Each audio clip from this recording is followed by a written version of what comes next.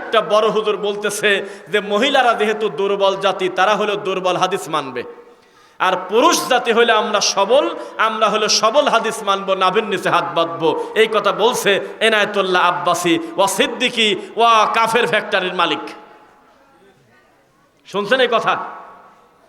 বলতেছে বুকে হাত বাঁধার হাদিস আছে, তবে হাদিসটা খুব দুর্বল, সেজন্য আমরা মহিলাদেরকে দিয়ে দিছি। আর নাভির নিচে হাত বাঁধা হলো শক্তিশালী, যেহেতু পুরুষ মানুষের গায়ে বল বেশি, শক্তিশালী, এটা আমরা নিয়ে নিছি। 2 হাদিসের পরে আমল হয়ে গেছে।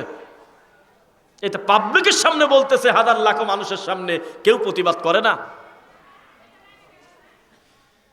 তারা কবর পূজারীর বিরুদ্ধে বক্তব্য দেওয়ার টাইম পায় না, অথচ ইমাম ইবনু তাইমিয়া রাহিমাহুল্লাহর মতো জগৎ বিখ্যাত বড় বিদ্বানকে বলে হিন্দু যেমন কাফের, তিনিও নাকি তেমন কাফের। নাউজুবিল্লাহ। নাসিরউদ্দিন আলবানী রাহিমাহুল্লাহর